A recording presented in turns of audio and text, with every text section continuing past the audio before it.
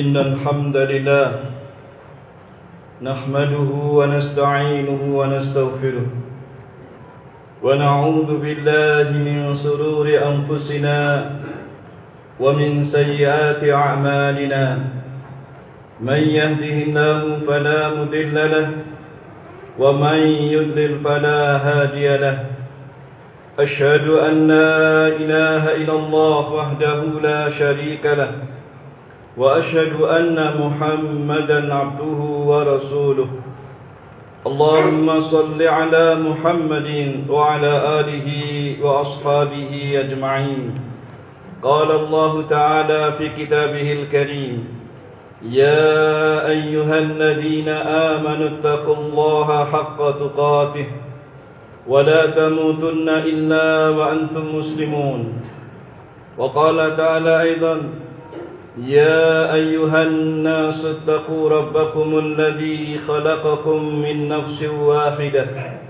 وخلق منها زوجها وبث منهما رجالا كثيرا ونساء واتقوا الله الذي تساءلون به والأرحام إن الله كان عليكم رقيبا وقال تعالى أيضا يا أيها الذين آمنوا اتقوا الله وقولوا قولا سديدا يصلح لكم أعمالكم ويغفر لكم ذنوبكم ومن يطع الله ورسوله فقد فاز فوزا عظيما أما بعد فإن أصدق الحديث كتاب الله تعالى وخير الهدي هدي محمد صلى الله عليه وعلى آله وسلم وشر الأمور محدثاتها فإن كل محدثة بدعة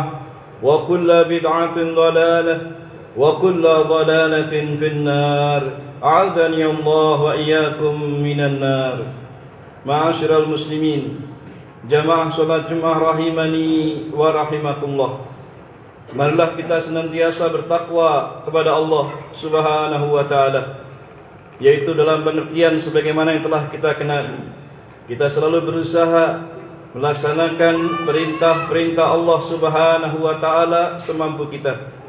Demikian pula dengan kita menjauhi atau meninggalkan segala apa yang dilarang Allah Subhanahu wa taala.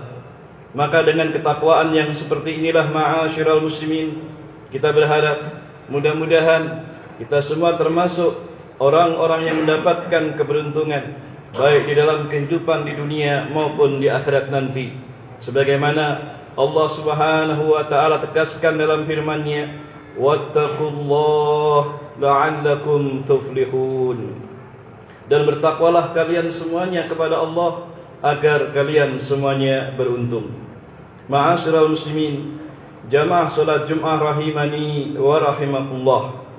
Dalam kesempatan khutbah Jumat kali ini, kami akan menyampaikan nasihat untuk diri kami dan hadirin sekalian, yakni untuk mengingatkan kembali bahwa sungguhnya salah satu kewajiban sebagai seorang suami terhadap istrinya, demikian pula terhadap anak-anak perempuannya, adalah menyuruh mereka semua agar berbusana muslimah.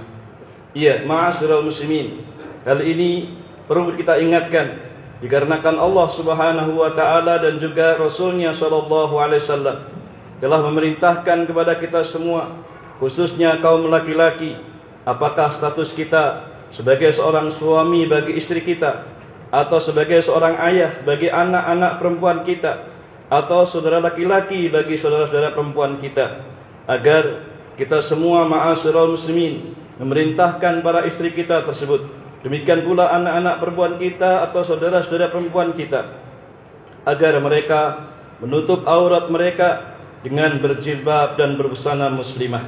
Iya, dikarenakan dalil-dalil dari Al-Quran, demikian pula dari hadis-hadis Nabi sallallahu alaihi wa ala alihi wasallam telah menunjukkan hal yang demikian itu.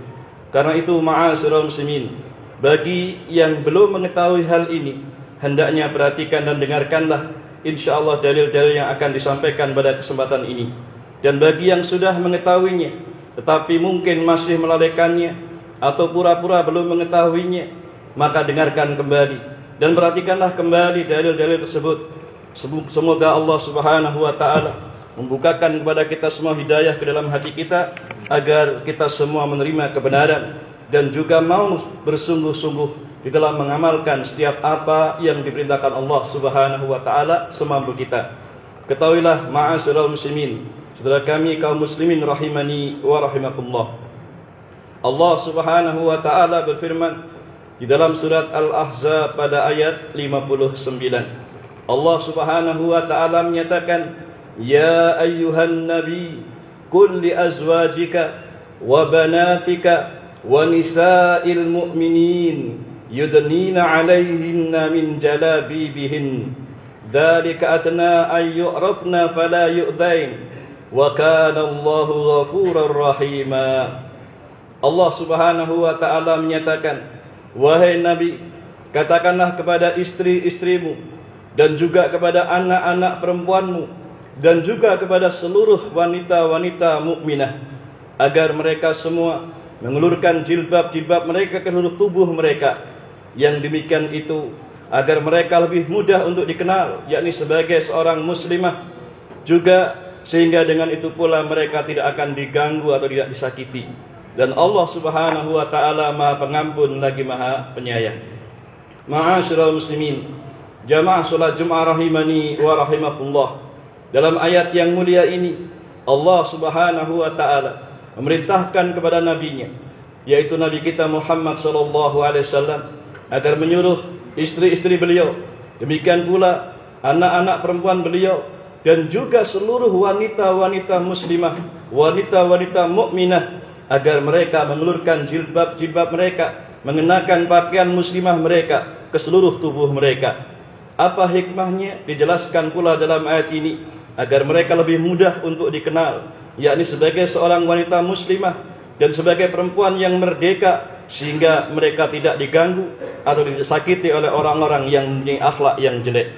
Para ulama ahli tafsir, di antaranya disebutkan dalam tafsir As-Sa'di rahimahullahu taala, beliau menjelaskan bahwa sungguhnya ayat yang mulia ini menunjukkan bahwa adanya gangguan bagi wanita dari orang-orang yang berakhlak jelek.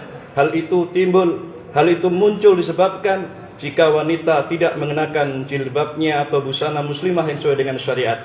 Hal ini karena sungguhnya wanita yang tidak memakai jilbab, boleh jadi orang akan menyangka bahwa dia bukanlah wanita yang afifah, bukan wanita yang terjaga kehormatannya, sehingga orang yang ada penyakit atau syahwat dalam hatinya yang buruk, dia akan mengganggu dan menyakiti para wanita tersebut, atau bahkan mungkin merendahkan atau melecehkannya. Maka dengan memakai jilbab yang sesuai dengan syariat, maka hal ini akan mencegah timbulnya keinginan-keinginan buruk terhadap para wanita dari orang-orang punya niat-niat yang buruk. Nah, ma'asyiral muslimin, ini semua sekali lagi menunjukkan kepada kita bahwa para wanita-wanita kita semua, apakah istri kita, anak-anak perempuan kita, demikian pula saudari-saudari kita yang kita punya, hendaknya kita serukan pada mereka agar berbusana muslimah. Kemudian dalil lainnya yang menunjukkan diwajibkannya perkara tersebut, yaitu sebagaimana yang Allah Subhanahu wa taala juga tegaskan dalam firman-Nya di surat An-Nur pada ayat yang ke-31.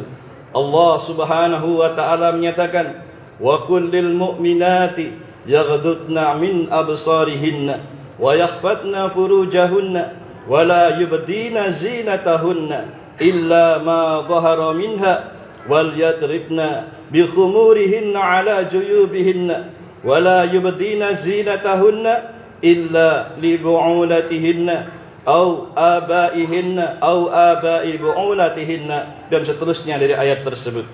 Allah Subhanahu wa taala menyatakan, "Dan katakanlah kepada para wanita-wanita yang beriman, hendaknya mereka menahan pandangannya atau menundukkan pandangannya dan juga menjaga kemaluan-kemaluannya, dan janganlah mereka menampakkan perhiasannya kecuali yang biasa nampak darinya, dan hendaklah mereka menutupkan kain kerudung ke dadanya, dan janganlah menampakkan perhiasannya kecuali kepada suami-suami mereka atau ayah-ayah mereka atau ayah suami mereka," dan seterusnya dari ayat tersebut.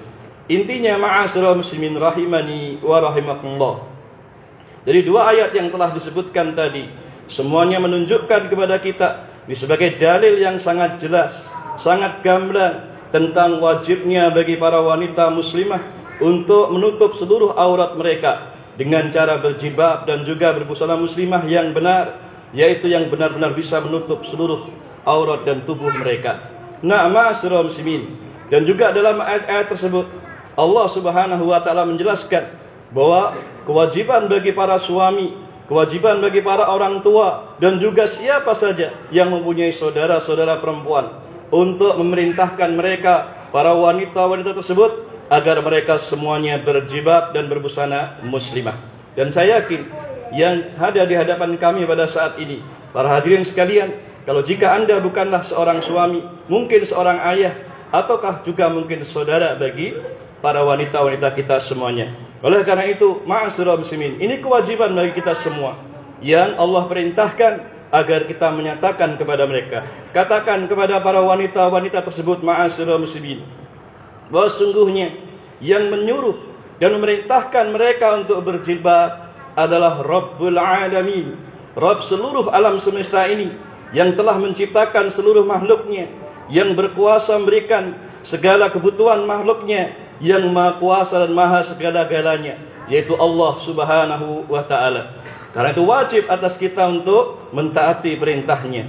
Dan juga perhatikan, yang menyuruh mereka berjilbab bukanlah Pak Ustadz, bukan para kiai, bukan para ulama, bukan pula siapapun dari makhluk-makhluk Allah Ta'ala, tetapi yang menyuruh mereka untuk berjilbab dan berbusana muslimah adalah Allah Subhanahu wa ta'ala. Karena itu wajib bagi kita untuk menyuruh mereka, dan mereka pun tunduk dan patuh terhadap perintah tersebut. Karena itulah ma'asyiral muslimin rahimani wa rahimakumullah, jika para wanita mereka enggan atau tidak mau berbusana muslimah, tidak mau berjilbab karena berbagai alasan-alasan yang dibuat-buat ataupun yang tidak benar, maka sungguh mereka semua akan berdosa, bahkan dengan dosa yang sangat-sangat besar. Mereka akan diancam, akan dimasukkan ke dalam neraka, dan tidak akan dimasukkan ke dalam surga. Disebutkan dalam sebuah hadis yang sahih dari Abu Hurairah radhiyallahu taala anhu yang dikeluarkan Imam Muslim di dalam sahihnya, Nabi sallallahu alaihi wa ala alihi wasallam pernah bersabda, "Sinfani min ahlin nar lam arahuma." Kata Rasulullah SAW, akan ada dua golongan dari penduduk neraka yang aku belum pernah melihat mereka di zaman beliau, yaitu di zaman Rasulullah hidup. Belum pernah ada dua golongan ini, tapi mereka semua akan menjadi calon penghuni neraka kelak. Siapa mereka? Yang pertama disebutkan beliau, qaumun ma'ahum siyatun ka'atna bil baqar, yaitu suatu kaum yang mereka memiliki cambuk-cambuk seperti ekor-ekor sapi yang digunakan untuk memukul manusia, yakni mereka adalah orang-orang yang zalim, suka melakukan kejahatan dan kezaliman kepada orang lain. Maka mereka termasuk orang-orang yang dikatakan sebagai calon-calon penghuni neraka. Kemudian yang kedua, ma'asyiral muslimin, dikatakan oleh beliau, wa nisaun kasiyatun 'ariyatun mumilatun ma'ilat. Kata beliau adalah yang kedua, para wanita-wanita kasiyatun 'ariyatun, yang mereka itu berpakaian tetapi hakikatnya telanjang. Mumilatun ma'ilat, mereka adalah orang-orang yang bengkok, orang-orang yang condong kepada keburukan dan kejelekan, dan juga mengajak orang lain ikut mengikuti mereka, keburukan mereka tersebut. Ru'usuhunna ka'asnamatil bukhtil ma'ilah, dan kepala-kepala mereka seperti punuh onta yang miring. La yadkhulnal jannah, mereka tidak akan pernah masuk ke dalam surga. Wala yajidna rihaha, bahkan mereka tidak akan mencium baunya surga. Wa inna rihaha la yujadu min masiratin kada wa kada, padahal bau harumnya surga akan bisa dicium dari jarak sekian dan sekian. Ma'asyiral muslimin, jamaah Jumat rahimani wa rahimakumullah, perhatikan dalam hadis yang mulia ini Nabi Muhammad sallallahu alaihi wa ala alihi wasallam menyebutkan kepada kita tentang sifat-sifat wanita calon penghuni neraka, yang mereka itu diancam tidak akan masuk surga, bahkan tidak akan mencium bau harumnya surga. Sifat yang pertama dikatakan tadi, kasiyatun 'ariyat, yaitu wanita-wanita yang mereka itu berpakaian tetapi sesungguhnya dan hakikatnya mereka itu dianggap telanjang. Kenapa demikian? Dijelaskan oleh para ulama. Maknanya adalah seorang wanita yang dia itu berpakaian tetapi tetap dikatakan sebagai orang yang telanjang dikarenakan 3 perkara. Pertama, pakaiannya itu adalah terlalu pendeknya sehingga membuka sebagian auratnya. Yang kedua, karena pakaiannya terlalu ketatnya sehingga membentuk lekuk-lekuk tubuhnya.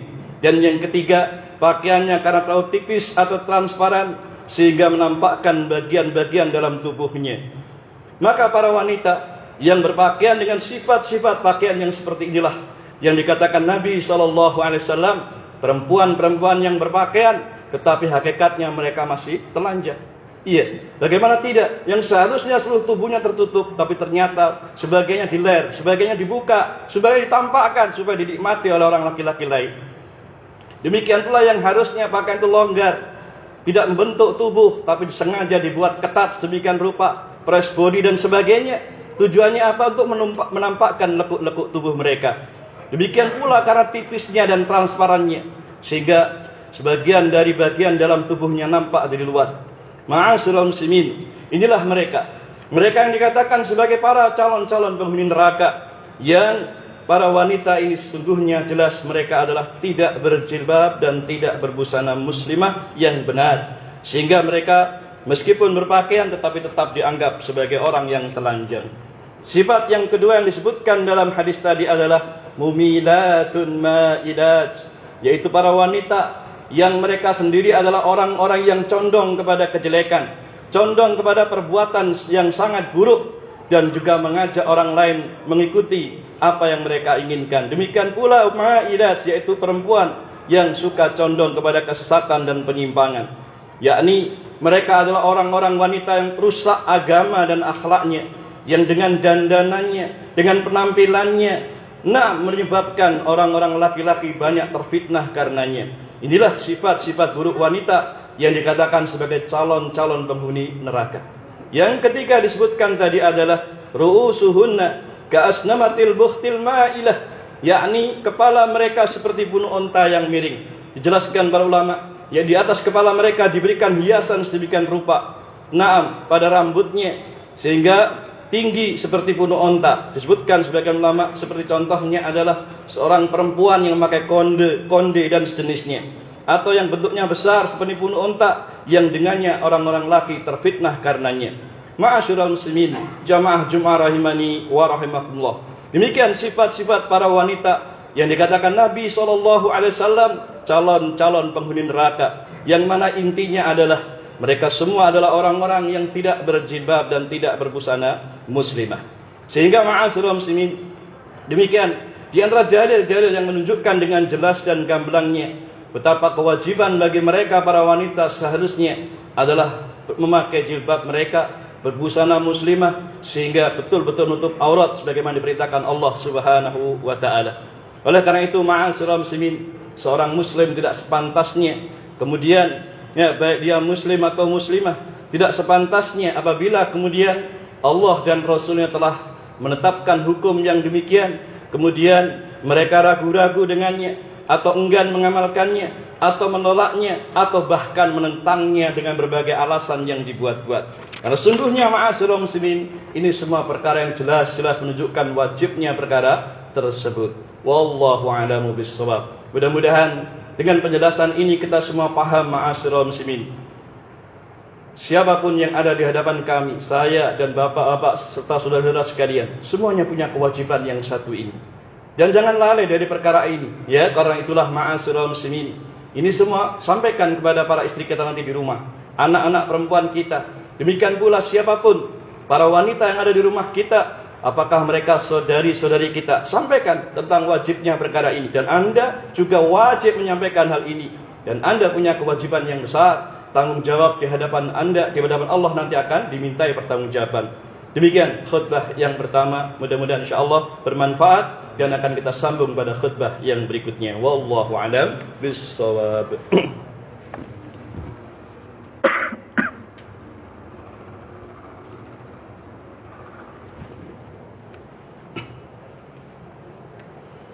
Alhamdulillah wassalatu wassalamu ala Rasulillah wa ala alihi wa sahbihi wa man walah wa ba'd. Ma'asyiral muslimin rahimani wa rahimakumullah. Telah dipaparkan tadi pada khutbah yang pertama dalil-dalil yang menunjukkan kewajiban bagi kita para kaum laki-laki untuk menyampaikan kepada para istri kita, anak perempuan kita, atau saudari-saudari kita, agar mereka semua berbusana muslimah dengan jilbab mereka dan pakaian-pakaian muslimah yang sepantasnya mereka pakai sebagai seorang muslim. Karena itu ma'asyiral muslimin, apa yang telah menjadi keputusan Allah, demikian pula Rasulullah SAW. Sebagai seorang muslim tidak ada pilihan lain untuk kemudian wajib menerimanya dan wajib melaksanakannya. Tidak ada alasan apapun. Ingat, Allah Subhanahu wa taala berfirman dalam surat Al-Ahzab pada ayat yang ke-36. Allah taala menyatakan, "Wa ma kana lil mu'minin wa la mu'minatin idza qadallahu wa rasuluhu amran ay yakuna lahumul khiyaratu min amrihim wa man ya'sillaha wa rasulahu faqad dhalla dhalalan mubina." Kata Allah Subhanahu wa taala, dan tidaklah pantas bagi orang laki-laki mukmin dan juga tidak pantas pula bagi para wanita-wanita yang mukminah apabila Allah Subhanahu wa taala dan Rasulnya telah menetapkan suatu keputusan, maka akan ada bagi mereka pilihan-pilihan yang lain tentang urusan mereka itu. Dan barang siapa yang mendurhakai Allah, bermaksiat kepada Allah dan Rasulnya, sungguh ia telah sesat dengan kesesatan yang sangat nyata. Demikian pula di dalam ayat yang lain di surat An-Nisa pada ayat yang ke-51 atau dalam surat An-Nur pada ayat ke-51, Allah Ta'ala menyatakan, "Innama kana qaulal mu'minin idza du'u ila Allah wa rasulihi liyahkuma bainahum ay yaqulu sami'na wa ata'na wa ulaika humul muflihun." Sesungguhnya jawaban orang-orang yang beriman itu apabila dipanggil kepada Allah dan Rasulnya agar Rasul menghukumi atau mengadili perkara di antara mereka adalah ucapan sami'na wa ata'na, kami dengar dan kami taati atau patuhi. Dan mereka itulah orang-orang yang beruntung. Jadi ma'asyiral muslimin, khususnya para suami, para orang tua, dan juga kita semua kaum laki-laki, sampaikan dan ajarkan kewajiban ini kepada para istri kita, anak-anak perempuan kita, dan juga saudara-saudara perempuan kita. Jika kita mengabaikan atau meremehkan perkara ini, ma'asyiral muslimin, ketahuilah sungguh kita semua akan ditanya. Kita akan dimintai pertanggungjawaban di hadapan Allah Subhanahu wa taala di akhirat nanti. Allah Subhanahu wa taala berfirman di dalam surat At-Tahrim pada ayat yang ke-6, "Ya ayyuhalladzina amanu qu anfusakum wa ahlikum nara wa quduhan nas wal hijarah 'alaiha malaikatun ghiladun shidad la ya'sunallaha ma amarahum wa yaf'aluna ma yu'marun." Allah Ta'ala menyatakan, wahai orang-orang yang beriman, jagalah, peliharalah diri-diri kalian dan juga keluarga kalian semua dari api neraka. Yang api neraka itu bahan bakarnya adalah manusia dan juga batu-batuan. Penjaganya adalah para malaikat-malaikat yang kasar, yang keras, yang tidak pernah mendurhakai terhadap apa yang diperintahkan Allah kepada mereka. Dan mereka selalu mengerjakan apa yang diperintahkan Allah pada mereka. Nah, ini diingatkan Allah Ta'ala. Demikian pula Nabi kita Muhammad SAW.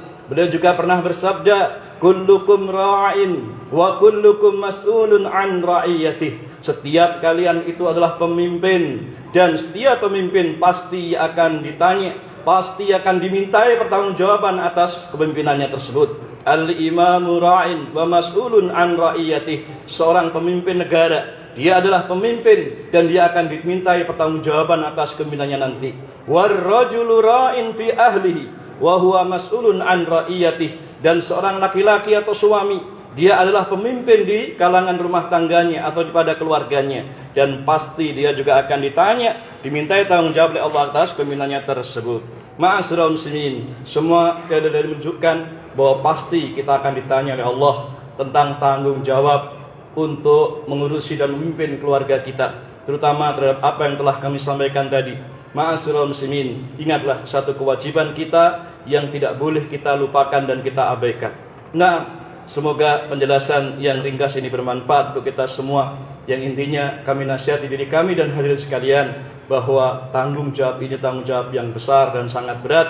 Karena itu sampaikan perkara ini dengan sabar. Kalau pertama kali mungkin mereka berat, mungkin mereka atau sangat-sangat mungkin berat bagi mereka, sampaikan terus-menerus dengan sabar. Bahwa ini semua yang menyuruh siapa? Allah Subhanahu wa taala, bukan Anda, bukan kita, bukan para ustadz, kiai, ulama dan sebagainya.